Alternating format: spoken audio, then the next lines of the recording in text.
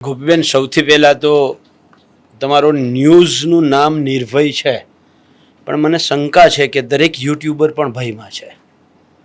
દરેક યુટ્યુબર ભયમાં છે. અમે ભયમાં નથી. ભલે તમે ના કહો, જેમ મોદી સાહેબ છે એ અંતરાત્માની વાત ના કરે, એમ કે મન કી બાત, પણ અંતરાત્માની વાત અંદર રહી જાય. બરાબર, જેમ તમે જાહેરમાં ના કહી શકો હું ભયમાં છું, બાકી તમે ભયમાં તો 100% છો, એમાં કોઈ શંકા નથી. બરાબર છે. એવી જ રીતે ગુજરાતના દરેક નાગરિક, અમે ભયમાં હોત તો તમે અહીંયા ના હોત. એ ભલે ને તમે ના સ્વીકારો, એ ના સ્વીકારો. એ વાત સાથે લાલજીભાઈ સહમત છે. એટલું કહીશ, પાલભાઈ જે ઈશારો કરવા માંગે છે, ગુજરાતના અનેક યુટ્યુબર કરતા ચેનલો ઉપર આમ તો વધારે છે.